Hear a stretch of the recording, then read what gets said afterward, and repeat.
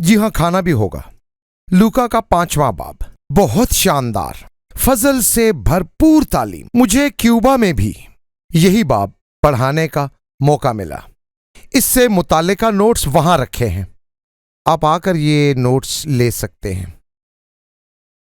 क्या आप जानते हैं कि यस्सु के बारे में सबसे ज्यादा कहे जाने वाले 3 लफ्ज क्या हैं? ये कौन है? ये कौन है? यह जुमला मेरी नजर से पहली मर्तबा गुजरा है, लेकिन कलाम में यह जुमला बार बार आता है। यह कौन है? आज हम देखेंगे कि जब वो मोजज़े करता है और जब वो कहता है कि वो गुनाह माफ कर सकता है, तो वो कहते हैं कि ये कौन है जो गुनाह माफ कर सकता है। और फिर बाद में जब यस्सु शमून फरीसी के घर में कस्बी के साथ शफकत का बर्ताव करता है, फिर कहता है जिसे ज्यादा माफी मिली वो मोहब्बत भी ज्यादा करता है, तो वो कहने लगे ये कौन है? ये कौन है जो ऐसी बातें करता है? फिर यूहन्ना इस्तबागी का सर काटने के बाद जब हेरोदिस ने उसके मोजज़ों का सुना और गलील में उसकी शोहरत सुनी, तो उसने भी कहा ये कौन है जो ऐसे मोजज़े कर रहा है? और शागिर्दों ने भी जब वो गलील की झील में कश्ती में थे और तूफान उन्हें डबोने को था, जब यस्सु ने खड़े होकर कहा थम जा, और तूफान उसी वक्त थम गया, उन्होंने एक दूसरे को देखा और बोले ये कौन है?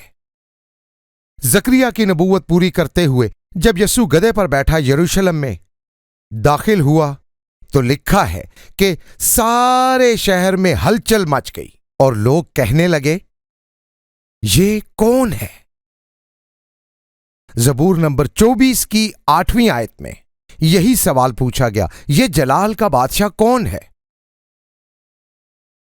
और गुज़श्ता कई सालों में जैसे जैसे साल गुजरते गए हैं, मैंने नए ईमानदारों को यह सवाल पूछते सुना है कि यह कौन है जो सब कुछ कर सकता है। और फिर मैंने इस सवाल को धुंधलाते हुए भी देखा है, और ये यस्सु है।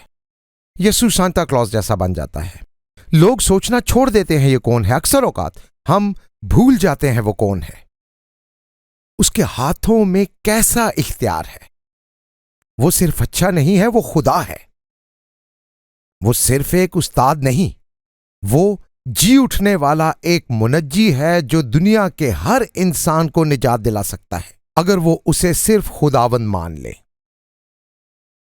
आज लूका की 3 मुख्तलिफ कहानियों में हम ये देखेंगे कि यस्सु कौन है। ऐ खुदा, यस्सु के नाम में इस कलाम को बरकत दे। बाब नंबर 5, पहली आयत। जब भीड़ उस पर गिरी पड़ती थी और खुदा का कलाम सुनती थी, और वो गनेसरत की झील के किनारे खड़ा था। यह गलील की झील का दूसरा नाम है। उसने झील के किनारे 2 कश्तियां लगी देखी, लेकिन मछली पकड़ने वाले उनसे उतरकर जाल धो रहे थे, क्योंकि उस झील में मछलियों का शिकार रात को होता था। जब गर्मी बढ़ती थी तो झील की सतह पर भी दर्जा हरारत बढ़ जाया करता था, तो परिंदे मछलियों को बाआसानी देख सकते थे। तो मछलियां बहुत गहराई में चली जाती थी। अब भी गलील की झील में रात को जालों पर रोशनियां लगाकर मछलियां पकड़ी जाती हैं। रात के वक्त यस्सु 2 कश्तियां देखता है, और यहां एक और मसला आता है। कुछ लोग ये पूछते हैं कि यस्सु ने सरेआम खुलकर यह ऐलान क्यों नहीं किया कि वो मसीह है, क्योंकि जब किसी ने मसीह होने का ऐलान किया तो इतने लोग इकट्ठे हुए कि वो मुनादी ही ना कर सका। आज ये देखेंगे हम कि वो दाखिल ही नहीं हो सक रहा था। भीड़ इतनी ज्यादा थी। याद है कि एक मर्तबा वो यस्सु पर गिरे पड़ते थे और उसने पूछा मुझे किसने छुआ? पतरस ने कहा सबने छुआ तुझे।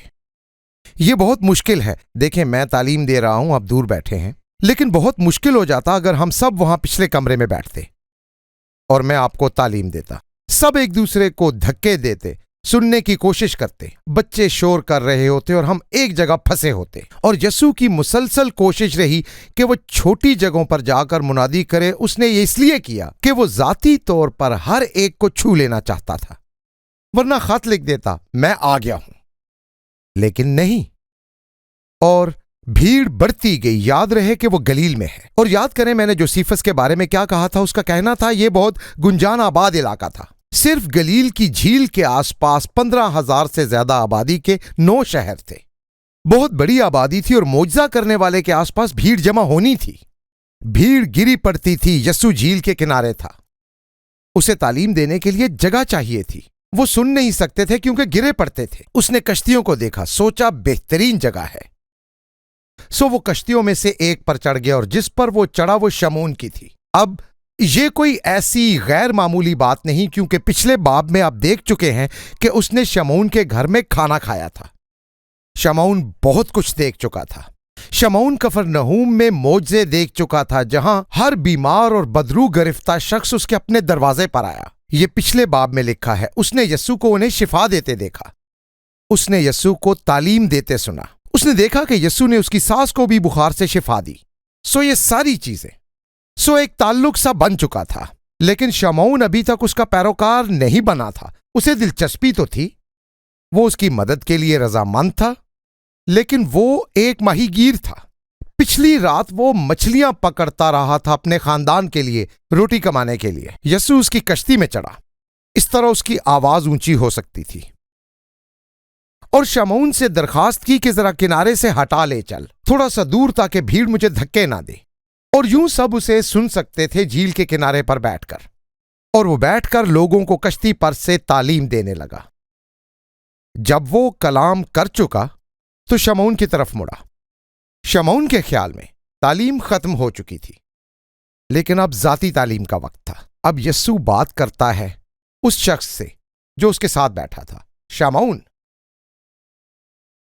کشتی گہرے میں لے چل اور تم شکار کے لیے اپنے جال ڈالو۔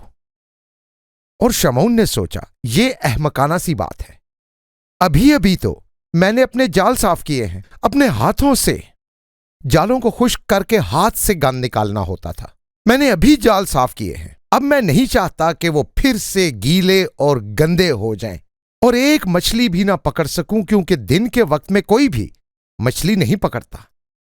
یہ آیا شمعون ماہی گیر کے ذہن میں گرمی اور دن کا وقت دیکھ کر۔ یہ غلط خیال ہے، لیکن یسوع انہیں تعلیم سے ہٹ کر کچھ سکھانا چاہتا تھا۔ شمعون اس کی تعلیم پہلے ہی سن چکا تھا۔ اس نے سبت کا پورا دن خدا کے بیٹے کی منادی سنتے گزارا تھا۔ اس نے معجزے ہوتے دیکھے تھے، لیکن اس کی زندگی نہیں بدلی تھی۔ جب تک یسوع اس کے ساتھ، میرے دوست جیکب کے الفاظ میں، ویل ہاؤس میں نہ آیا، جب تک یسوع اس کے کام میں، یسوع اس کی ذاتی زندگی میں اور اس کی روح میں نہیں اتر گیا۔ وہ اور یسوع ایک کشتی میں، اور یسوع نے کہا، میں ماہی گیری جانتا ہوں، اور پطرس بولا، میرے خیال میں نہیں۔ اس پورے منظر میں یہی سسپینس ہے۔ شمعون نے جواب میں کہا، اے استاد، ہم نے رات بھر محنت کی پر کچھ ہاتھ نہ آیا، کچھ بھی نہیں، مگر پھر بھی تیرے کہنے سے میں جال ڈالتا ہوں۔ اب ہم سب کی زندگی کا کوئی نہ کوئی مضبوط شعبہ ہوتا ہے جسے ہم اپنی صلاحیت یا ہنر کہہ سکتے ہیں۔ ذہانت، تیز رفتاری، یا کاروبار اور لین دین کرنے کی صلاحیت، یا مشورے دینے کی صلاحیت ہوتی ہے، اور اس ہنر کو ہم اپنی ملکیت سمجھتے ہیں، جیسے ہم اس کے ساتھ پیدا ہوئے یا ہم نے اسے تخلیق کیا۔ اور ہنر کے ساتھ یہی خطرہ جوڑا ہے۔ یاد ہے یسوع نے پولوس سے کہا، میری قدرت کمزوری میں پوری ہوتی ہے۔ پولوس نے جسمانی کمزوری محسوس کی تو اس نے کہا، میرا فضل تیرے لیے کافی ہے، کیونکہ میں کمزوری میں قدرت دکھاؤں گا۔ میں نہیں جانتا کہ آپ کے پاس کیا ہنر ہے، لیکن اس کے ساتھ خطرہ بھی ہے۔ یقیناً ہے۔ خداوند نے بنی اسرائیل سے کہا، تم ملک موعودہ جاؤ گے، لیکن ابھی صحرا میں دھول پھانک رہے ہو، لیکن تم وہاں پہنچو گے۔ اس نے کہا، ایک وقت آئے گا کہ تم انگور کھا رہے ہوگے، یا پھر فلافل یا ہمس جو میں ایک ہفتے کے بعد کھاؤں گا، اور آپ دل میں کہتے ہیں، مجھے یہ میری قدرت اور ہاتھ کی محنت سے ملا۔ اس نے انہیں بتایا جب وہ صحرا میں ریت پھانک رہے تھے اور وہ اپنے ارد گرد ریت کے بگولے دیکھ رہے تھے۔ یہ استثناء 8:17 تھی، اور اگلی آیت میں وہ ان سے کہتا ہے، جب یہ ہو جائے اور تو کہے، میری کیا بات ہے، اپنے خدا کو یاد رکھنا، کیونکہ وہی تجھے دولت حاصل کرنے کی قوت دیتا ہے۔ یاد رکھیں کہ اگر خدا نہ دیتا تو آپ کے ہاتھ نہ ہوتے، آنکھیں نہ ہوتی، خدا نہ دیتا تو دماغ نہ ہوتا، پھیپھڑے نہ ہوتے، آپ کا دل نہ ہوتا، آپ کا وجود ہی نہ ہوتا۔ ہر صلاحیت خدا کی صلاحیت ہے۔ دنیا کی ہر اچھی چیز خدا کی ہے اور اسی نے دی۔ یسوع چرچ کو بھی تنبیہ کرتا ہے کیونکہ خدا نے چرچ کو برکت دی ہے اور امریکن قوم خدا کی برکت والی قوم کی مثال ہے۔ یسوع کہتا ہے اپنے شاگردوں سے یوحنا 14:12 میں، جو مجھ پر ایمان رکھتا ہے یہ کام جو میں کرتا ہوں وہ بھی کرے گا، بلکہ ان سے بھی بڑے کام۔ وہ کلیسیا سے کہتا ہے کہ وہ بھی بڑے کام کرے گی۔ وہ چرچ سے کہتا ہے کہ میری خاطر تم انڈیا، کیوبا، افریقہ جاؤ گے، تم معجزے دیکھو گے، مردوں کو زندہ ہوتے، کوڑیوں کو شفا پاتے ہوئے، وہ سب جو میں نے دیکھا، تم یہ سب دیکھو گے اور پھر ایک دن کہو گے کیا بات ہے میری، واہ۔ اور آج ایک دوست میرے پاس آیا اور کہنے لگا تم ایک راک سٹار لگتے ہو۔ سچ یہ ہے کہ میں نہیں ہوں۔ امید ہے کہ میں ہمیشہ یاد رکھوں گا کہ راک سٹار یسوع ہے، اچھا والا۔ یسوع چرچ سے کہتا ہے یہ الفاظ سنیں اور یاد رکھیں، میں انگور کا درخت ہوں اور تم ڈالیاں۔ جو مجھ میں اور میں اس میں قائم رہتا ہوں وہی بہت پھل لاتا ہے۔ یہ ہوگا، مجھ سے جدا ہو کر تم کچھ نہیں کر سکتے، کچھ نہیں، اور ہمیں جاگ جانا چاہیے۔ شاید آپ سوچتے ہو آپ اتنے مضبوط ہیں کہ آپ کو یسوع چاہیے ہی نہیں، پر یہی وقت ہے کہ وہ آپ کی کشتی میں آ جائے، کیونکہ آپ نہیں جانتے کہ وہ آپ کے جالوں کے ساتھ کیا کر سکتا ہے اگر آپ وہ کریں جو وہ کہتا ہے۔ اب ایک کلیدی نکتہ، پطرس ایمان سے معمور نہیں ہے۔ چلو بات تو بے تکی ہے پر کر لیتا ہوں، وہ ایمان سے معمور نہیں۔ یسوع کہتا ہے کہ رائی کے دانے جتنا ایمان پہاڑ ہلا سکتا ہے۔ کیا مطلب ہے اس کا؟ میں نے کچھ معجزے لکھے ہیں جو میں نے خود اپنی زندگی میں دیکھے۔ میں نے کئی جسمانی معجزے دیکھے اور ان میں سے صرف ایک بار مجھے پتا تھا کہ خدا معجزہ کرنے والا تھا۔ صرف ایک بار جب میرے بیٹے کا پورا جسم زہریلی بوٹی کا شکار تھا اور خداوند نے مجھ سے کہا تیل سے اس کا مسا کرو اور میں اسے شفا دوں گا۔ اس نے یہ الفاظ کہے اور میرا بیٹا نمکین پانی میں پڑا ہوا تھا اپنے اس مسئلے کے حل کے لیے، اور میں اندر داخل ہوا اور میں نے یہ نہیں کہا کہ میں خدا سے تمہاری شفا کے لیے دعا کروں گا۔ میں اندر داخل ہوا اور ٹھہرن، آپ کو یاد ہے کہ میں نے کیا کہا؟ کہاں ہو آپ؟ میں نے کہا خداوند آپ کو شفا دے گا، یاد ہے؟ یہ نہیں کہ شاید وہ شفا دے، بلکہ وہ یقیناً دے گا، کیونکہ خدا نے کہا تھا تم اسے تیل کا مسا کرو، میں اسے شفا دوں گا۔ اور اگلے دن اس کی جلد بالکل صاف تھی، اس پر ایک پھوڑا بھی نہیں تھا، اس کا پورا جسم متاثر تھا اور اب وہ بالکل شفا یاب تھا۔ خدا مجھے بتا چکا تھا اور یہ واحد معجزہ تھا جو ہونے سے پہلے مجھے معلوم تھا، لیکن میں نے اندھوں کو بینائی پاتے دیکھا ہے۔ میں نے ٹم کے ساتھ مل کے ایک نوجوان کوڑھی کے لیے دعا کی اور ایک ہفتے بعد وہ بالکل ٹھیک ہو گیا، اور اس کے والدین ہمیں بھگوان کا اوتار سمجھ کر ہماری پوجا کرنا چاہتے تھے۔ لیکن ہم میں سے کسی کو بھی، ٹم آپ یہاں ہیں، کیا آپ جانتے تھے کہ اسے شفا ملے گی؟ ہم نے تو بس اس کے لیے دعا کی۔ یہ کوئی بڑا ایمان نہیں تھا، صرف خدا پر یقین تھا۔ پوری فہرست ہے ایسی چیزوں کی۔ مارک کو ہیپاٹائٹس تھا اور ہم نے اس کے لیے بھی دعا کی۔ مجھے پتا نہیں تھا کہ خدا شفا دے گا، ہم نے بس رو رو کے دعا کی، پلیز پلیز پلیز خدا شفا دے، اور خدا نے اسے مکمل شفا دی۔ خدا جو آپ کو کرنے کو کہتا ہے وہ سب کرنے کے لیے آپ کو بہت ایمان نہیں چاہیے۔ بہت سی مچھلیاں پکڑنے کے لیے بہت سا ایمان نہیں بلکہ فرمانبرداری چاہیے۔ میرا خیال نہیں کہ کچھ ہوگا، لیکن پھر بھی میں اپنا جال ڈالتا ہوں۔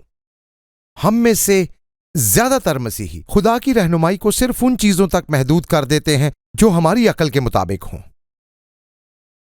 ہماری اپنی صلاحیت پر بھروسہ۔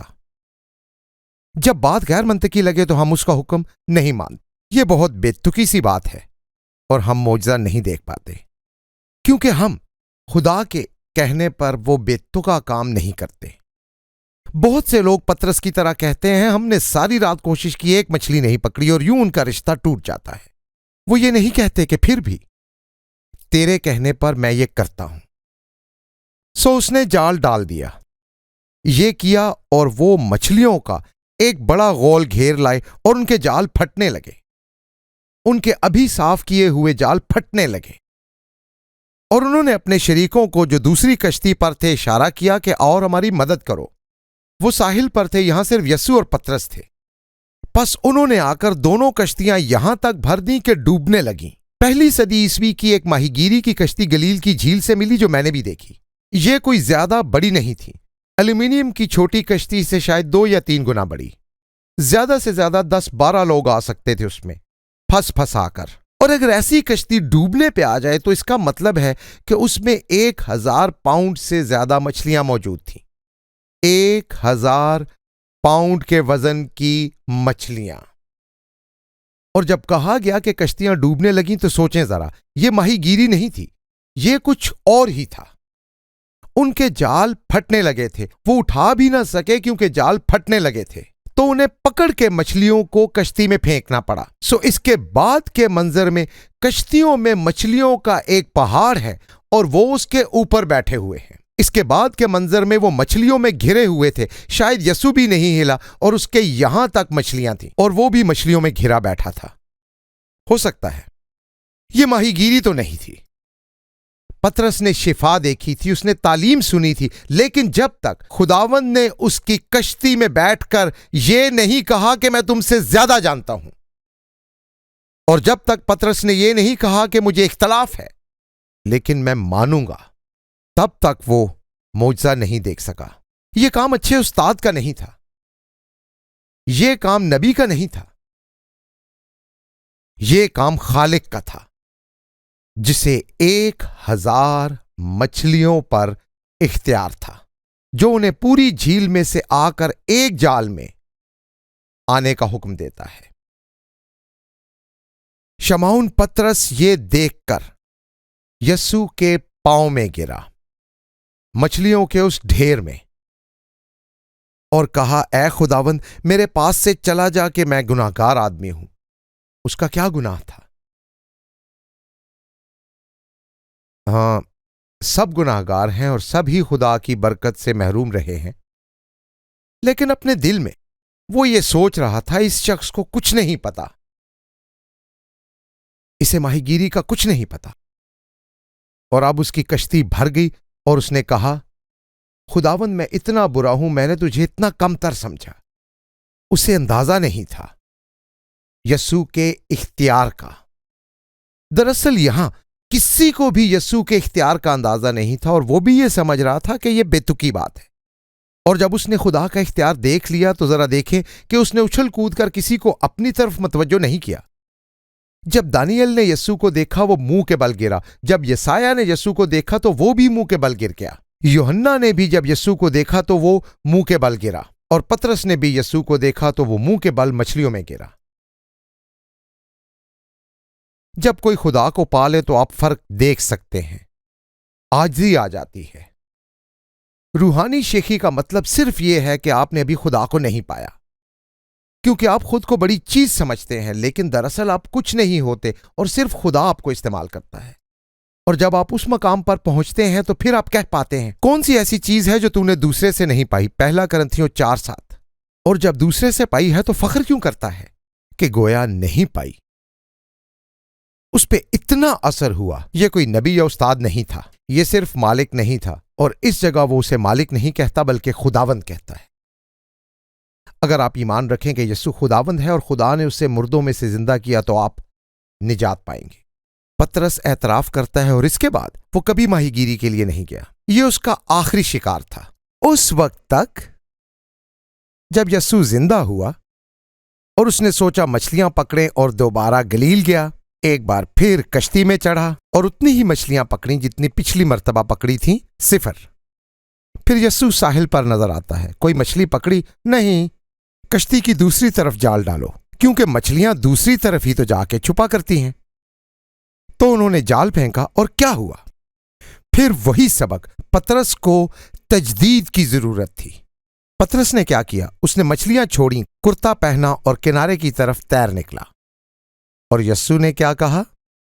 کیا تو ان سے زیادہ مجھ سے محبت رکھتا ہے؟ کن سے زیادہ؟ کچھ لوگوں کے خیال میں اس کا مطلب دوسرے شاگرد تھا۔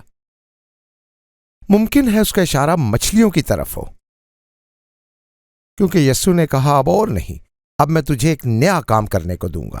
اب یسوع اس کو جواب دیتا ہے، کیونکہ مچھلیوں کے اس شکار سے جو انہوں نے کیا وہ اور اس کے سب ساتھی بہت حیران ہوئے، جیسے ہم امریکن کہتے ہیں ڈا۔ اور ویسے ہی زبدی کے بیٹے یعقوب اور یوحنا بھی جو شمعون کے شریک تھے حیران ہوئے۔ یسوع نے شمعون سے کہا، خوف نہ کر۔ کس سے خوف نہ کر؟ شاید ڈوبنے سے یا مچھلیوں کے نیچے دبنے سے۔ اسے کیا خوف تھا؟ بتائیں دوستو، اس کا کیا خوف تھا؟ یسوع کا خوف۔ اسے اس کے بارے میں غلط اندازہ لگانے کا خوف تھا۔ یہ کوئی استاد نہیں ہے، یہ کوئی اور ہے۔ کون ہے یہ شخص؟ یاد رہے اس نے کہا تھا میرے پاس سے چلا جا، اور یسوع نے کیا کہا؟ کبھی نہیں۔ جب آپ عاجزی کے ساتھ ٹوٹا ہوا دل لے کر خدا کے پاس آتے ہیں اور کہتے ہیں میں اس قابل نہیں، یسوع کہتا ہے میں تمہیں قابل بناؤں گا۔ اور اس نے یسایہ کے ہونٹ چلائے اور پھر کہا دیکھ اب تو میری حضوری کے قابل ہے، اٹھو یوحنا اٹھو۔ اور یسوع اس کا کندھا چھو کر اسے مضبوطی دیتا ہے، اب تو میری حضوری کے قابل ہو۔ جب خدا انسان کو بدلتا ہے تو وہ صفر سے ایک ایسے مقام پر پہنچ جاتا ہے، مکاشفہ کے مطابق وہ خدا کے تخت پر یسوع کے ساتھ بیٹھتا ہے، یوں چٹکی بجاتے۔ وہ کہتا ہے میرے پاس سے چلا جا، یسوع کہتا ہے نہیں، میں کبھی تیرے پاس سے نہیں جاؤں گا، کیونکہ بائبل کہتی ہے وہ ٹوٹے دلوں کے قریب ہے۔ آپ اس کے سامنے ٹوٹا دل لے کر جائیں، وہ دوڑ کر آپ کے پاس آتا ہے اور وہ شکستہ روحوں کو نجات دیتا ہے۔ شکستہ روح خدا کی قربانی ہے۔ اے خدا تو شکستہ اور خستہ دل کو حقیر نہ جانے گا۔ تو اسے کیا خوف ہے؟ یسوع کے اختیار کا خوف۔ اور یسوع کہتا ہے خوف نہ کر۔ یسایہ کے 11ویں باب میں خدا روح القدس کے بارے میں بیان کرتا ہے جو یسوع پر ہے، اور میں چاہتا ہوں کہ آپ روح القدس کی یہ صفات سنیں اور سوچیں کہ ان میں سے کوئی غیر معمولی ہے۔ یسایہ 11، اور خداوند کی روح اس پر ٹھہرے گی، حکمت اور خیرت کی روح۔ ٹھیک، کیا یسوع میں حکمت تھی؟ اور خیرت کی روح کیا یسوع میں یہ تھی؟ انسانی حدوں سے بڑھ کر۔ جی ہاں۔ مصلحت کی روح، کیا یسوع اچھے مشورے دیتا تھا؟ جب اس نے امیر نوجوان شخص کو دیکھا تو کہا اپنا سب کچھ بیچ دے اور میرے پیچھے خدا کی بادشاہی میں آ جا۔ اچھا مشورہ۔ قدرت کی روح، کیا یسوع نے معجزے کیے تھے؟ کیا آپ کبھی گلیل کی جھیل پر چلے ہیں؟ معرفت کی روح، کیا وہ ہمیشہ جانتا تھا کہ وہ کیا کر رہا ہے؟ اور خداوند کے خوف کی روح، یسوع میں خداوند کے خوف کی روح تھی، اور اس کی شادمانی، یسایہ 11:3، اور اس کی شادمانی خداوند کے خوف میں ہوگی۔ روحانی نقطۂ نظر سے خدا کا خوف بہت اچھی چیز ہے۔ یہ اچھی چیز ہے کیونکہ آپ کو یاد دلاتی ہے کہ خدا وہ ہے، آپ نہیں۔ پترس نے نہ صرف مچھلیاں دیکھیں بلکہ اس کی قدرت بھی۔ وہ کشتیوں کو اس نے کہا خوف نہ کر، اب سے تو آدمیوں کا شکار کیا کرے گا، آدمیوں کا شکار۔ یسوع نے صرف یہ نہیں کہا کہ میں تجھے چھوڑ نہیں رہا، بلکہ یہ کہ میں تجھے بھیج رہا ہوں۔ خدا نے پترس کے ساتھ جو کچھ مچھلیوں کے معاملے میں کیا، اب خدا وہی کچھ آدمیوں کے معاملے میں کرنے کو تھا۔ کیا پترس مستقبل کا تصور کر سکتا تھا؟ میں بھی تصور نہیں کر سکتا تھا کہ میں یہاں ہوں گا جب میں نے 1993 میں ڈگری حاصل کی۔ میرا تو یہ پلان نہیں تھا، نہ یہاں، نہ یہ کام، نہ یہ سب۔ اور اب میں یہاں ہوں اور میری زندگی میرے تصور سے بھی زیادہ بہتر ہے۔ وہ جال مرمت کرتا تھا، کشتی چلاتا تھا، مچھلی صاف کرتا تھا، اور اب اس لمحے کے بعد اسے دارالحکومت یروشلم میں ہزاروں کو منادی کرنی تھی۔ اسے جرت کے ساتھ صدر عدالت میں روبرو پیش ہونا تھا۔ تم کیوں فیصلہ کرو کہ میں خدا کی مانوں یا تمہاری مانوں؟ یہ پترس تھا، ماہی گیر۔ اسے رویا دیکھنی تھی، فرشتے کی جانب سے رویا، غیر قوموں کے لیے منادی کی خوشخبری کے دروازے کھولنے کے لیے۔ پترس وہ ماہی گیر جو کہتا تھا میں بہت گناہ گار ہوں۔ اس کی باقی زندگی ابدی چیزوں کے ساتھ گزرنی تھی۔ اس سے پہلے سب کچھ عارضی تھا، اور اس کے پاس 2 کشتیوں میں 1000 پاؤنڈ سے زیادہ مچھلیاں موجود تھیں۔ آپ ماہی گیر ہوں تو 1000 پاؤنڈ مچھلی کے ساتھ کیا کریں گے؟ جی بالکل، آپ یہی کریں گے، اپنی منسٹری کو فنڈ کریں گے۔ دیکھیں انہوں نے کیا کیا۔ جب وہ کشتیوں کو کنارے پر لے آئے، دیکھیں کیا لکھا ہے۔ وہ سب کچھ چھوڑ کر، ان میں سے ہر کوئی، وہ سب کچھ چھوڑ کر اس کے پیچھے ہو لیے۔ خدا کے حکم سے دنیا کی تاریخ میں مچھلی کا سب سے بڑا شکار اور اب وہ خدا کے حکم پر ہی دنیا کی تاریخ میں مچھلی کا سب سے بڑا شکار چھوڑنے کو تیار۔ تاریخی لمحہ، اور اب اس لمحے کے بعد وہ مسلسل مچھلی کا نہیں بلکہ آدمیوں کا شکار کرے گا۔ سو یہ کہانی ان سب کے لیے ہے جو کہتے ہیں کہ یسوع نیک ہے۔ وہ نہیں ہے، وہ خدا ہے۔ وہ صرف نیک نہیں، جب کسی نے اسے نیک استاد کہا تو وہ کیا بولا؟ تو مجھے نیک کیوں کہتا ہے؟ کوئی نیک نہیں مگر خدا۔ سو وہ لوگ جو سوچتے ہیں کہ یسوع نیک تھا، وہ بہت اچھا استاد تھا، وہ بہت اچھے معجزے کرتا تھا، آپ اپنی سوچ بدلیں۔ وہ صرف نیک نہیں، وہ خدا ہے۔ اب ہم لوک 18 کا وہ واقعہ بھی سمجھ سکتے ہیں جب دولت مند آدمی واپس چلا گیا اور یسوع نے کہا دولت مند کا خدا کی بادشاہی میں داخلہ مشکل ہے۔ پترس نے اس سے کہا ہم نے بھی تو سب کچھ چھوڑ دیا۔ اس کے دماغ میں 1000 پاؤنڈ مچھلیاں تھیں۔ ہم نے سب کچھ تیرے لیے چھوڑ دیا۔ اور پھر یسوع نے کہا ہاں پترس ٹھیک ہے، اور پترس تیرا اجر تیرے تصور سے بڑھ کے ہے۔ جب وہ ایک شہر میں تھا اور اس کے ساتھ اس کے پیچھے آنے والے ماہی گیر بھی تھے، کوئی یہ بھی کہہ سکتا ہے کہ مچھلی کی بو سے پتا چلتا تھا کہ یسوع قریب ہے۔ جب وہ ایک شہر میں تھا تو دیکھو کوڑ سے بھرا ہوا ایک آدمی یسوع کو دیکھ کر منہ کے بل گرا اور اس کی منت کر کے کہنے لگا اے خداوند اگر تو چاہے تو مجھے پاک صاف کر سکتا ہے۔ اب پترس کو یسوع کے اختیار پر پورا بھروسہ نہیں تھا۔ اس کوڑی کو اس کے اختیار پر شک نہیں تھا، اسے خود پر شک تھا۔ میری کوئی وقت نہیں، وہ اسی سے ابتدا کرتا ہے۔ کوڑ احبار باب 13 کے مطابق، اور جو کوڑھی اس بلا میں مبتلا ہو اس کے کپڑے پھٹے اور اس کے سر کے بال بکھرے رہیں اور وہ اپنے اوپر کے ہونٹ کو ڈھانکے اور چلا چلا کر کہے ناپاک ناپاک۔ جتنے دنوں وہ اس بلا میں مبتلا رہے وہ ناپاک رہے گا، اور وہ ہے بھی ناپاک، پس وہ اکیلا رہا کرے، اس کا مکان لشکرگاہ کے باہر ہو۔ کوڑ کا مطلب تھا موت۔ اس بیماری کے پھیلاؤ کے بارے میں وہ جانتے نہیں تھے، اس لیے طریقہ یہی تھا کہ کوڑی کو الگ کر دیا جائے، کوارنٹائن کر دیا جائے۔ ذاتی زندگی ختم ہو جاتی تھی، کوئی اسے چھو نہیں سکتا تھا، بلکہ شریعت کے مطابق کوئی اس کے 6 فٹ قریب بھی نہیں آ سکتا تھا، اور ہوا چلتی تو کوئی 150 فٹ تک قریب نہیں آ سکتا تھا۔ کوڑھی کے ان کے ہاتھ میں چھڑی اور اس پر ایک گھنٹی لگی ہوتی کہ لوگ جان سکتے کہ وہ کوڑھی ہے، اور ہر وقت چہرہ چھپانا پڑتا کہ کسی پر چھینک نہ مار دیں۔ موت کی سی کیفیت۔ ایک ربی نے تو یہاں تک کہا کہ کوڑی نظر آئے تو اسے پتھر مارو، اس کے خیال میں یہ اچھا کام تھا۔ ایک اور نے کہا کسی گلی میں کوڑی ہو تو وہاں سے میں ایک انڈا بھی نہیں لوں گا۔ وہ سب سے کٹ کر رہتے تھے، اسی لیے وہ یسوع کے پاس آیا اور بولا اگر تو چاہے، اور اس کے ساتھ دیکھیں کہ یسوع کے پاؤں میں گر کر وہ شریعت کا قانون توڑ رہا ہے۔ پاؤں میں گر کر 6 فٹ سے قریب آ کر۔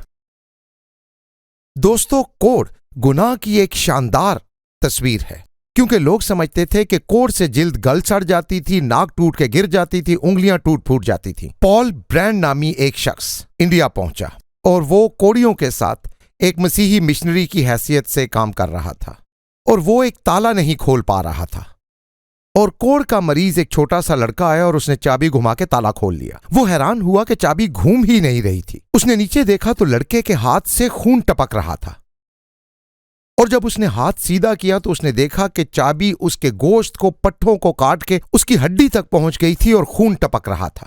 اس نے چابی اس لیے گھما لی کہ اسے درد نہیں ہو رہا تھا۔ کوڑ احساس کو مار دیتی ہے، اور اسی وجہ سے ان کی انگلیاں، ان کے کان، ان کے سر، ان کے پاؤں کی انگلیاں ٹیڑھی میڑھی ہوتی ہیں، کیونکہ وہ خود کو ایسے تباہ کر رہے ہوتے ہیں۔ اور ایک بڑی شاندار کتاب ہے، فلپ یانسی اور پال برینڈ نے مل کے لکھی ہے، A Gift That Nobody Wants، درد کا تحفہ۔ درد دراصل آپ کو زندہ رکھتا ہے۔ درد ہی کوڑیوں کی حفاظت کرتا ہے، لیکن جب درد ہی نہ رہے تو وہ خطرے میں ہوتے ہیں۔ اور انڈیا میں ان کی انگلیاں، ان کے پاؤں، ان کے کان چوہے کھا گئے تھے۔ انہیں نیند میں پتہ ہی نہیں چلتا تھا کیونکہ ان کا احساس ختم ہو چکا تھا۔ اور یہ گناہ کی شاندار تصویر ہے، کیونکہ گناہ بھی یہی کرتا ہے، آپ کا احساس ختم کر کے آپ کو تباہ کرتا ہے۔ بائبل میں پہلے تیموتھیوس میں کہا گیا ہے جن کا دل گرم لوہے سے داغا گیا ہے، پہلا تیموتھیوس آیت 1 اور 2۔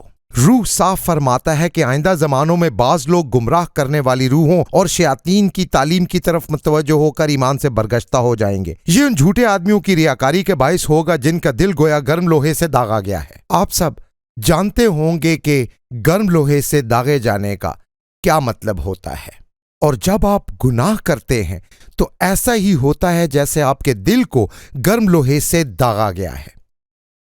آپ کہتے ہیں کبھی نہیں کروں گا، پھر آپ ایک بار کر لیتے ہیں، پھر کہتے ہیں نہیں کرنا چاہتا لیکن دوسری بار کر لیتے ہیں، پھر کہتے ہیں شاید میں نہ کروں لیکن تیسری بار کرتے ہیں، اور جلدی آپ کہتے ہیں کوئی فرق نہیں پڑتا۔ یہ ہے گناہ، اس لیے ہمیں عبرانیوں میں خبردار کیا گیا، ہر روز آپس میں نصیحت کیا کرو تاکہ کوئی گناہ کے فریب میں آ کر سخت دل نہ ہو جائے۔ یہ آج بھی حقیقت ہے۔ میرا پیارا دوست ٹائس ولکی شمالی اور جنوبی کوریا میں ایک مشنری اب کہتا ہے اس کا ایمان فلسفے پر ہے، اس کا ایمان خدا پر نہیں رہا۔ ہوا کیا؟ اس نے گناہ کیا اور پکڑے جانے پر اس نے توبہ نہیں کی۔ اسے روکا اس دوست نے، اس دوست نے، خاندان کے اس فرد نے، لیکن میں خدا کی راہ پہ چل رہا ہوں، اس کی سنتا ہوں اور ابھی بھی اس کے پیچھے چل رہا ہوں، لیکن اصل میں اس کا دل داغا جا رہا تھا اور اب اسے خدا پر ہی ایمان نہیں رہا۔ کیسے ہوا کہ ایک مشنری جو یسوع کی خاطر مرنے کو تیار تھا، اس کا خدا پر ہی ایمان نہ رہا؟ میں کہتا ہوں یہ اچانک نہیں ہوا۔ تو اگر آپ گناہ میں ہیں ابھی اور آج، تو سوچیں کہ ایک گرم لوہا آپ کے دل کو داغ رہا ہے، اور ایک دن آئے گا کہ آپ کا ہر احساس ختم ہو جائے گا اور آپ کوڑیوں کی طرح اکیلے ہوں گے، ایک زندہ لاش۔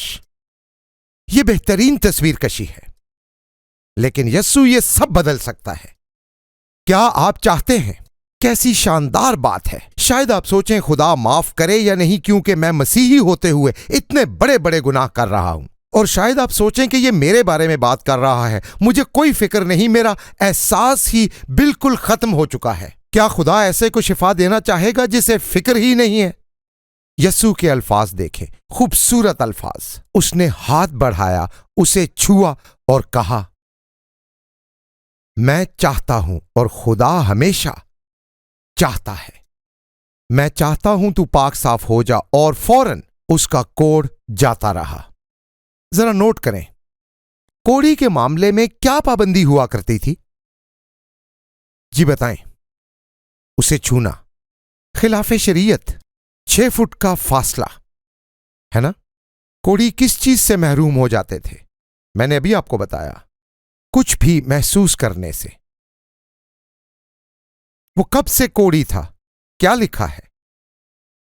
کوڑ سے بھرا ہوا، کئی سالوں کا کوڑ کا بیمار۔ کوئی اس کو چھوتا نہیں تھا اور کوئی اس کے قریب نہیں آتا تھا، اور اس مجبوری کے عالم میں اس نے سوچا، کیا یسوع مجھے پاک کرنے کے لیے تیار ہوگا؟ وہ کر سکتا ہے، کیا تیار بھی ہوگا؟ اور اس نے اسے چھوا اور وہ پاک صاف ہو گیا۔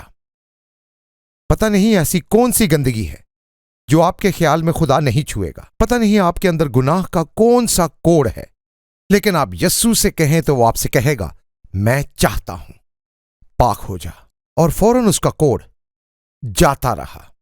جب یہ شخص یسوع کے پاؤں میں گرا تو ساری بھیڑ 6 فٹ پیچھے کو ہو گئی، صرف یسوع اور وہ رہ گئے۔ ان کی سانس رک گئی ہوگی جب وہ اس کی طرف بڑھا، وہ اسے چھونے کو تھا، اور لوگ حیرت سے سن ہو گئے ہوں گے۔ واہ!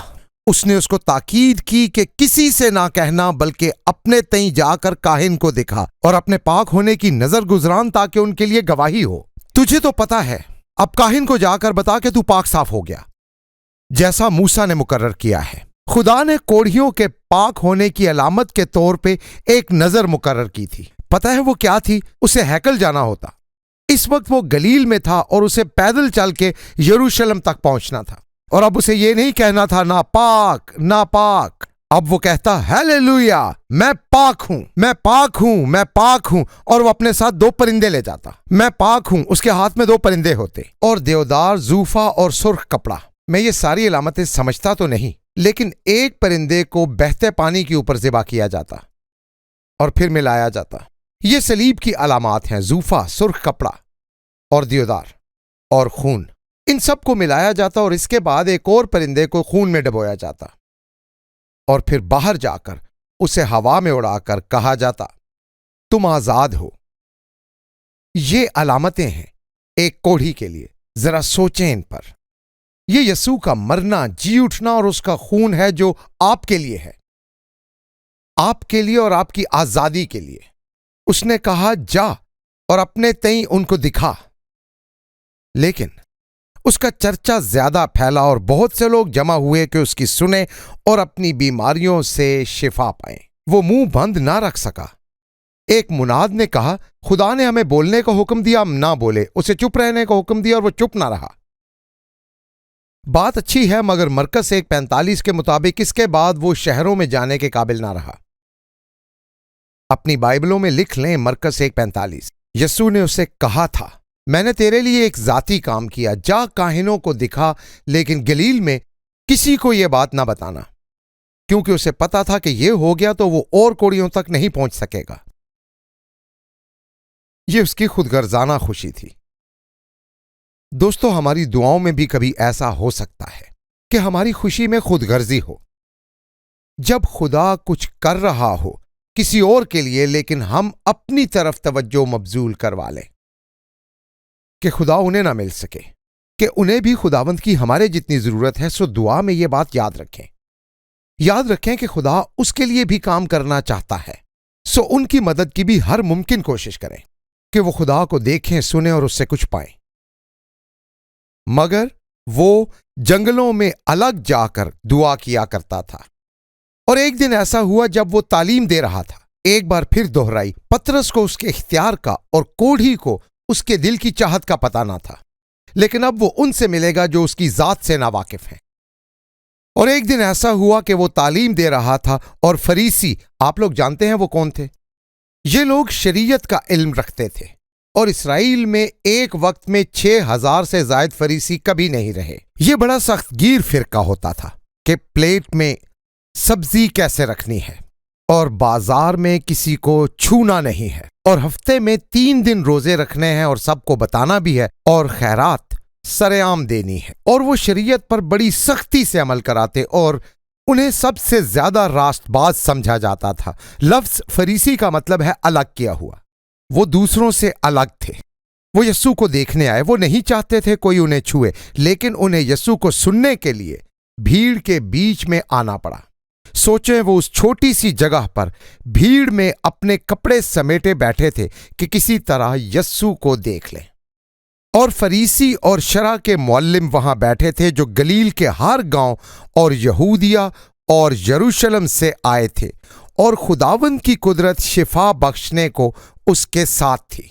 मैं तफसील में नहीं जाऊंगा, लेकिन यह कुदरत उनके लिए थी। यह कुदरत थी उनको शिफा देने की। वैसे किसी को शिफा मिली नहीं। पता नहीं वो कर क्या रहे थे, शिफा तो मिल सकती थी। और देखो, कई मर्द एक आदमी को जो मफलूज था चारपाई पर लाए। ये कोई बड़ा सा पलंग नहीं था, ये बस एक तख्ता था जिस पर 4 हैंडल लगे थे, स्ट्रेचर जैसे।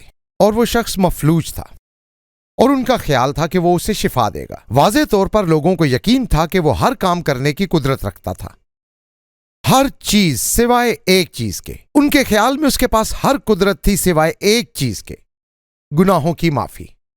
और देखो, कई मर्द एक मफलूज आदमी को चारपाई पर लाए के अंदर लाकर उसके आगे रखें। वो दरवाजे पर आए, अंदर आना चाहा, लेकिन नहीं आ सके। और लोगों ने चारपाई पर पड़े मफलूज आदमी को देखकर कहा, अपनी बारी पर आओ।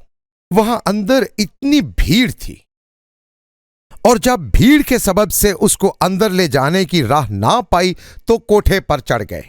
मशरिक़ वुस्ता के घरों में छोटी छोटी सीढ़ियां बनी होती हैं जो बाहर से होकर छत तक जाती हैं, और गर्मी में लोग वहां बैठते हैं। वहां छतरियां लगी होती हैं जैसे पोर्च में होता है, लेकिन वहां से यीशु को देख और सुन नहीं सकते थे। इसके लिए उन्हें एक सौराख बनाना था। ठीक है, तुम हमें नहीं छोड़ रहे अंदर, हम सौराख बना लेंगे। और ये घर खचा खच भरा था। ये लबनानी घरों के जैसा था। ऐसे घरों की तस्वीरें हम उन साहब के साथ देख चुके हैं जिनका नाम मैं अभी नहीं लूंगा। सो उन तस्वीरों में भीड़ नहीं थी, भीड़ ये थी। और कोठे पर चढ़कर खपरेल में से उसको खटोले समेत यीशु के सामने उतार दिया। अब जरा तसव्वुर करें, यीशु इतनी बड़ी भीड़ में बैठा है। وہ داخل بھی نہیں ہو سکتے تھے اور ایک طرف فریسی سمٹے ہوئے بیٹھے تھے اور سب لوگ وہاں موجود تھے۔ اور جب انہوں نے چھت میں سوراخ بنانے کی کوشش کی ہوگی تو چیزیں اوپر سے نیچے کو گرنے لگی ہوں گی۔ میں اپنے ذہن میں اس کی تصویر بناتا ہوں کہ اوپر سے گرد آئی ہوگی اور پھر اچانک ایک کھپریل ٹوٹ کر گری ہوگی۔ بھیڑ تھوڑی سی پیچھے ہو گئی ہوگی اور ان کے پیچھے ہونے سے اتنی جگہ ضرور بن گئی ہوگی کہ ایک شخص جو تختے پر لیٹا تھا اسے رکھنے کے لیے تھوڑی سی جگہ نکل آئی ہو، اور وہ کھپریل توڑ رہے تھے اور پتہ نہیں ان کے دماغ میں کیا چل رہا تھا۔ شاید سوچ رہے ہوں اس کی مرمت تو کر دیں گے، پتہ نہیں وہ دوبارہ کب آئے گا۔ وہ بے چین تھے۔ فرض کریں ہمارے چرچ میں یہ ہو، فرض کریں ہم سب منافق ہوں اور اندر سے دروازہ بند کر کے بیٹھ جائیں اور ہم منادی کر رہے ہوں اور ہم گناہگاروں سے کہیں باہر رہو، اور پھر کوئی گناہگار، کوئی آوارہ پھرنے والا مسافر، کوئی نشئی وہ دیکھے اور اسے پتا ہو کہ یسوع یہاں موجود ہے، اسے اپنی نجات کا یقین ہو، سو وہ چھت پر چڑھ کر چھت کو توڑنے لگے اور وہاں سے وہ اندر سر گھسائے تو ہم بہت غصے میں آ جائیں گے، ہمیں آگ لگ جائے گی اور ہم کہیں گے یہ پاگل ہے، پولیس کو بلاؤ۔ کون ہوگا جو کہے گا نہ بلاؤ اگر کوئی چھت میں سے اپنا سر گھسیڑ دے؟ ٹھیک، یسوع بابرکت ہے۔ وہ اس شخص اور ان آدمیوں کو دیکھ کر کہتا ہے، تم سچائی پر ایمان رکھتے ہو، میں اسے شفا دوں گا۔ ایک مقام پر یسوع متی 11:12 میں یہ الفاظ کہتا ہے۔ آسمان کی بادشاہی پر میں مفہوم بتاؤں گا، میرا خیال ہے آپ کے پاس مختلف ترجمے ہوں گے۔ آسمان کی بادشاہی پر بھیڑ ہے اور اس پر زور ہوتا رہتا ہے، اور زور کے بل پر زوراور اسے چھین لیتے ہیں۔ یہ زور بڑا جارحانہ لگتا ہے لیکن مفہوم یہی ہے۔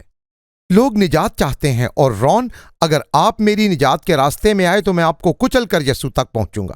میں آپ کے گھر کی چھت توڑ دوں گا یسوع تک پہنچنے کے لیے۔ میں کچھ بھی کر لوں گا کیونکہ یسوع یہاں ہے اور مجھے نجات چاہیے۔ اور انہوں نے اسے نیچے اتارا اس بھیڑ میں، اس ہجوم میں۔ اس پورے واقعے کا جائزہ لیں تو پتہ چلتا ہے کہ ہمارا ایمان مجبور کرتا ہے کہ ہم اپنے دوستوں کو کسی بھی طرح خداوند تک لے جائیں، کچھ بھی کر کے۔ اگر آپ کو یہ بھی کرنا پڑے کہ آپ اپنے دوستوں کے ٹریلر کو زنجیر سے باندھ کر آدھی رات کو چرچ لے جائیں کہ صبح جب وہ جاگیں تو وہ دیکھیں کہ وہ وہاں چرچ میں موجود ہیں، آپ کچھ بھی کر گزرتے ہیں۔ تجسس کلاسوں کو بھرتا ہے لیکن ایمان چھتیں توڑوا دیتا ہے۔ کیا آپ نے اپنے دوستوں کے معاملے میں شکست مان لی ہے یا آپ انہیں نجات دلانا چاہتے ہیں؟ آپ کیا کر سکتے ہیں؟ آپ یہ کر سکتے ہیں کہ یہاں سے لے کر انہیں CDs بھیجیں، CD بھیجیں انہیں۔ کچھ لوگ روزانہ کلام بھیجتے ہیں، کچھ لوگ اپنے غیر مسیحی دوستوں کو بھی بھیجتے ہیں۔ وہ کچھ بھی کر گزرتے ہیں کہ لوگ خدا کو یاد کریں، یاد کریں، یاد کریں۔ ضرورت پڑے تو چھت بھی توڑیں۔ اور آگے 20ویں آیت میں لکھا ہے کہ اس نے ان کا ایمان دیکھ کر، آدمی کا نہیں، وہ تو شاید کہہ رہا ہو، ہے یہ ٹھیک نہیں ہے جب اسے اتار رہے تھے نیچے لوگوں کی اس بھیڑ میں، اور وہ خود چھت پہ تھے، اور وہ انہیں دیکھ کر کہتا ہے یہ ٹھیک نہیں ہے، کیا ہم بعد میں نہ آ جائیں؟ نیچے آتے آتے وہ یقیناً بہت پریشان رہا ہوگا، لیکن جب وہ نیچے پہنچا تو اس نے دیکھا کہ یسوع اس پر جھکا ہوا تھا۔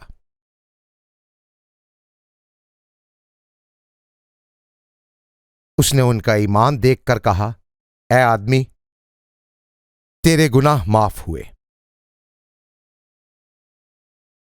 ہمیں یہ پتہ نہیں کہ وہ مفلوج کیوں ہوا تھا۔ اس بارے میں بہت سی رائے ہیں کہ شاید وہ جنسی بے رحروی کا شکار تھا اور جنسی بیماری کی وجہ سے مفلوج ہوا، ہمیں نہیں پتا، سوائے اس کے امثال 15:11 جب پاتال اور جہنم خداوند کے حضور کھلے ہیں تو بنی آدم کے دل کا کیا ذکر۔ اس نے اسے دیکھ کر اس کی ضرورت جان لی، جسمانی نہیں بلکہ روحانی شفا۔ اس کی ضرورت جسمانی بھی تھی لیکن پہلے اسے روحانی شفا چاہیے تھی۔ مفلوج ہو کر جنت جانا بہتر ہے بجائے اس کے کہ صحت مند ہو کر جہنم میں جانا۔ یسوع معاملے کی اہمیت کے مطابق چلتا ہے، اور یہ پیغام ایسی تمام منسٹریز کے لیے ہے جو سوشل ورک تو کرتی ہیں لیکن خوشخبری بھول جاتی ہیں، جیسے یونائٹڈ وے یا یونیسیف۔ وہ لوگوں کی مدد تو کرتے ہیں لیکن یہ بھول جاتے ہیں کہ خوراک ہی بچے کی بنیادی ضرورت نہیں، سب سے بڑی ضرورت خداوند کو جاننا ہے، کیونکہ اسی سے انہیں ابدی نجات ملتی ہے۔ یہ کہیں زیادہ اہم ہے اور ہمیں یاد رکھنے کی ضرورت ہے۔ یسایہ 53:5 وہ ہماری خطاؤں کے سبب سے گھائل کیا گیا۔ کیوں گھائل کیا گیا؟ کیا لکھا ہے؟ گناہ، ٹھیک، اور اس سے آگے ہماری بدکرداری کے باعث کچلا گیا۔ گناہ، اور ہماری سلامتی کے لیے اس پر سیاست ہوئی۔ کیوں سیاست ہوئی؟ تاکہ آپ کو خداوند کی سلامتی ملے، کہ آپ کے گناہ کی معافی ملے، اور صلیب پر ہونے والی چوتھی چیز کہ اس کے مار کھانے سے ہم شفا پائیں گے، اور مرکز کہتا ہے کہ اس کے کوڑے کھانے سے ہمیں شفا ملی۔ خدا یقیناً شفا دیتا ہے، لیکن پہلی 3 چیزیں روح کے بارے میں تھیں، جبکہ چوتھی چیز جسمانی تھی۔ جسمانی شفا پر توجہ دیتے دیتے یہ نہ بھولیں کہ مفلوج آدمی کا سب سے بڑا مسئلہ اس کا فالج نہیں، بلکہ اس کی نجات تھی۔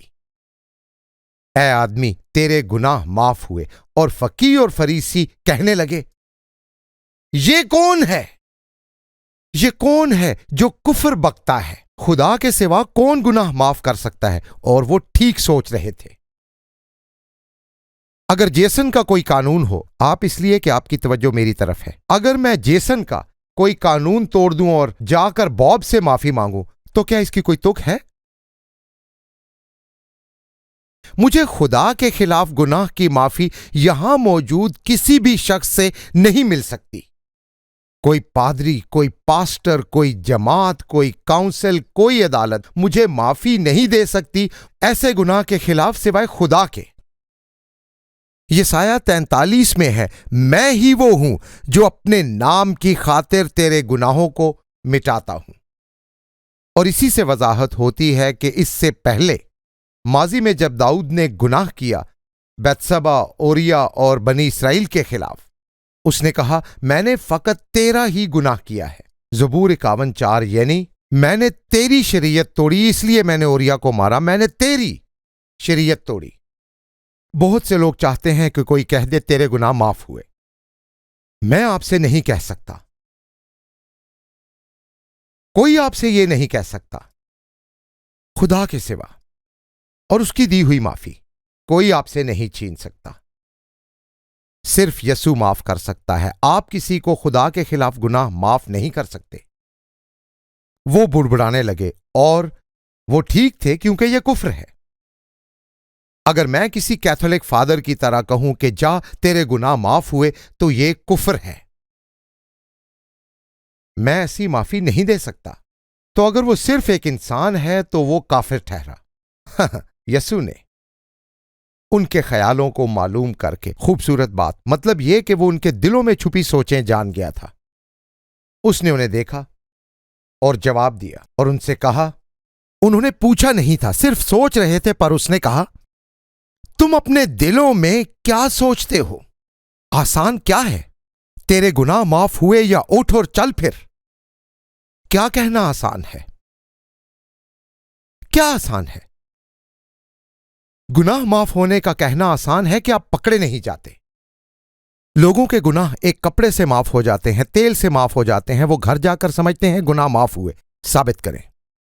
ثابت کیسے؟ عدالت کے دن ثابت ہوگا۔ آپ کو عدالت کے دن پتا چلے گا کہ اس کپڑے نے آپ کے گناہ معاف کیے یا نہیں، تب دیر ہو گئی ہوگی۔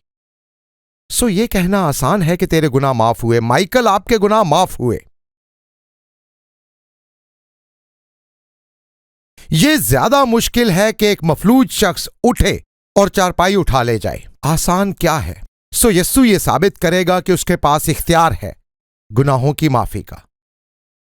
آیت نمبر 24، لیکن اس لیے کہ تم جانو کہ ابن آدم کو زمین پر گناہ معاف کرنے کا اختیار ہے۔ جو اختیار صرف کس کا ہے؟ خدا کا۔ اس نے مفلوج سے کہا، میں، خوبصورت بات، میں تجھ سے کہتا ہوں، اٹھ، اپنا کھٹولا اٹھا کر اپنے گھر جا۔ اور اسی دم وہ ان کے سامنے اٹھا۔ یہ منظر کیسا لگا ہوگا؟ کیا اس نے یہ کہا، ہاں بہت اچھا ہے، میں اپنا بستر اٹھاتا ہوں؟ کیا منظر تھا وہاں؟ یہ پرجوش منظر تھا۔ وہ شخص اچھلا، کودا، چلایا، کھٹولا ہوا میں پھینکا۔ اس نے ہاتھ اٹھا کر چکر لگائے، ہے نا؟ گریگ کی شفا یاد ہے؟ اور وہ چلتے ہوئے چیزیں دیکھ کر کہہ رہا تھا، او یہ روشنی، میں دیکھ سکتا ہوں، لائسنس پلیٹ، درختوں کی شاخیں۔ وہ اتنا حیران تھا۔ وہ اسی دم اٹھا۔ اس نے اپنا پلنگ اٹھایا اور چل پڑا۔ جس پر پڑا تھا اسے اٹھا کر خدا کی تمجید کرتا ہوا اپنے گھر چلا گیا۔ میں کروں گا نہیں، لیکن بروس کے مطابق کیوبا میں خوشی سے ناچا، ہیلولویا چلایا، اور سارے پڑوسی مجھے دیکھنے کے لیے آ گئے۔ میں باہر گلی میں تھا اور وہ بھی باہر گلی میں تھا، کیونکہ بہت گرمی تھی وہاں اور باہر کچھ ہوا چل رہی تھی۔ اس نے کہا، تم نے کمال کیا۔ اور یہاں یسوع کی موجودگی میں بھی ایسا ہی منظر تھا۔ لوگ خدا کی تمجید کر رہے تھے اور وہ سب بڑے حیران ہوئے اور خدا کی تمجید کرنے لگے۔ اور آگے بڑی عجیب بات ہے، کیا لکھا ہے؟ اور بہت ڈر گئے۔ کس سے؟ چارپائی سے ٹکرانے سے، کھپریل گرنے سے؟ کس سے ڈر گئے؟ یسوع سے، خدا کے خوف سے۔ یہ کون ہے؟ یہ کون ہے جسے مچھلیوں پر اختیار ہے؟ یہ کون ہے جس نے ایک شخص کو موذی بیماری سے شفا دی؟ کون ہے یہ جو کہتا ہے میں گناہ معاف کر سکتا ہوں، میں کر کے دکھاتا ہوں، اور پھر ثابت کرتا ہے معجزے کے ذریعے؟ یہ کون ہے ہمارے درمیان جسے ہم عام آدمی سمجھے مگر وہ عام آدمی نہیں ہے؟ اور وہ بہت ڈر گئے اور کہنے لگے، آج ہم نے عجیب باتیں دیکھیں۔ ہاں، آپ کو پتا ہے کہ خدا کا خوف ہماری زندگی کا لازمی حصہ ہے۔ پلیز یہ سنیں، بائبل کے مطابق خداوند کا خوف، یہ احساس کہ کتنا بڑا ہے خدا، کتنا بڑا ہے یسوع، ہمیں پاکیزہ رکھتا ہے۔ یہ لکھا ہے دوسرے کرنتھیوں کے 7ویں باب کی پہلی آیت میں، آؤ ہم اپنے آپ کو ہر طرح کی جسمانی اور روحانی آلودگی سے پاک کریں اور خدا کے خوف کے ساتھ پاکیزگی کو کمال تک پہنچائیں۔ خوف کے سبب بری چیزیں نہ دیکھیں، اسی خوف کے سبب کوئی برا کام نہ کریں، اسی خوف کی وجہ سے کوئی برا رد عمل نہ دکھائیں۔ اور اگر ہم میں یہ خوف موجود نہ ہو تو ہم نے خدا کو کھو دیا۔ مکاشفہ 14:6 میں ایک فرشتہ زمین کے گرد اڑتا ہے ابدی خوشخبری کے ساتھ۔ یہ کیا ہے؟ اس فرشتے کی اس ابدی خوشخبری کے اصل الفاظ کوئی جانتا ہے کیا ہیں؟ خدا سے ڈرو اور اس کی تمجید کرو اور عبادت کرو۔ مجھے نہیں پتا کہ آپ یہ جانتے ہیں، لیکن خدا کے خوف میں بہت سکون ہے۔ اب یہ بات ہماری نہیں اور نہ ہی پاکیزہ زندگی کی۔ پاکیزگی خدا کے خوف سے آتی ہے۔ افسیوں 5:21 کے مطابق یہ خوف آپ کو تابع کرتا ہے، جیسے منہ کے بل مچھلیوں میں گر جانا۔ افسیوں 5:21۔ اور مسیح کے خوف سے ایک دوسرے کے تابع رہو۔ پتہ ہے کیوں؟ میں خدا کے خوف کی وجہ سے آپ کے ساتھ اچھا ہوں، اور یہ بہت اچھی بات ہے۔ اب یسوع نے کوڑھی کو چھوا، گناہ گار کے گناہ معاف کیے، وہ پرفضل ہے، لیکن وہ زمین پر خدا بھی ہے۔ اور آخر میں خدا کا خوف ہم سے منادی کرواتا ہے۔ دوسرا کرنتھیوں 5:11۔ ہم خداوند کے خوف کو جان کر آدمیوں کو سمجھاتے ہیں، انہیں بدلنے کی ضرورت ہے۔ عدالت کا دن ایک حقیقت ہے۔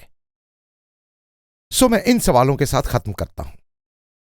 اس منظر میں بہت سارے لوگ موجود ہیں، فریسی، یہاں شاگرد ہیں، یہاں بھیڑ موجود ہے، ایک مفلوج آدمی اور سب کچھ کر گزرنے والے اس کے دوست۔ آپ کون سے ہیں؟ کچھ کوڑی ہیں جن کے دوست انہیں لا رہے ہیں اور وہ حیران ہیں کہ یسوع انہیں معاف کر کے ایک نئی زندگی دے سکتا ہے۔ دوسرا کرنتھیوں 5:17۔ ہم میں سے کچھ چارپائی اٹھانے والے ہیں، جیسے ایک مرتبہ میں ایک ایسے ملک میں تھا جس کا نام میں نہیں لینا چاہتا۔ میں پیغام بانٹ رہا تھا اور لوگ لے رہے تھے اور وہ پڑھ رہے تھے، وہ رک کے پڑھ رہے تھے۔ یہ میکسیکو کے جیسا ایک منظر تھا۔ میں چرچ کے باہر کھڑا تھا، بہت شدید گرمی تھی اور سڑک پر گاڑیوں میں لوگ تھے، اور میں گزرنے والوں کو وہ پیغام دے رہا تھا، اور پھر میرے پاس کاغذ ختم ہو گئے۔ میں نے سب بانٹ دیے اور انہوں نے رک کر وہ پڑھے۔ ہم میں سے کچھ چارپائی اٹھانے والے ہیں، سب کو ہونا چاہیے۔ हम में से कुछ वाज देने वालों के नकाद हैं और एक तरफ बैठ के कहते हैं, देखें आज ये क्या गलत कहता है। दोस्तों, ऐसे लोग बहुत से हैं और वो सिमटे हुए कहते हैं, छूना नहीं, ये क्या कहेगा। हमें यस्सु की कुदरत को जानने की जरूरत है। ये सारी कहानियां हमें सिखाती हैं खुदा का खौफ। खुदावंद पुरजलाल है, आमीन। उसे कम ना जाने। शुक्र है खुदा इस कलाम के लिए, इन सहाइफ के लिए। मैं तैयार हूं कि जब तू आए तो मैं मुंह के बल तेरे कदमों में गिर पड़ूं। अपने ईमान में ना चलूं बल्कि तेरे जलाल को देखते हुए उसमें मैं चलूं। तैयार हूं उस आवाज के लिए जिसे यूहन्ना ने बड़े सैलाब की आवाज कहा। खुदावंद, जब तू आएगा तो मैं या जिंदा हूंगा या मुर्दा। अगर मैं जिंदा हुआ तो तेरी आवाज सुनूंगा और अपनी आंखों के सामने सारे मुर्दों को जिंदा होते हुए देखूंगा, सबको ऐसे। और अगर मुर्दा हुआ तो जी उठने वालों में शामिल हूंगा। यस्सु तू पुरजलाल है। हम तेरी ताजीम करते हैं, हम सब करते हैं, हम सब हाथ उठाकर आज तेरी ताजीम करते हैं। ऐ खुदावंद, तेरी तमजीद करते हैं, जिंदगी और निजात देने वाले खुदावंद। हम तेरे बगैर कुछ नहीं और तेरे साथ हम खुदा के बेटे हैं। तेरे नाम की तमजीद हो। हमारी आज की इबादत से तेरे नाम की ताजीम हो। हम हाथ उठाकर कहते हैं, तेरे जैसा कोई नहीं। यस्सु का नाम मुबारक हो और हम तेरा शुक्र, तेरी ताजीम करते हैं यस्सु के नाम में, आमीन।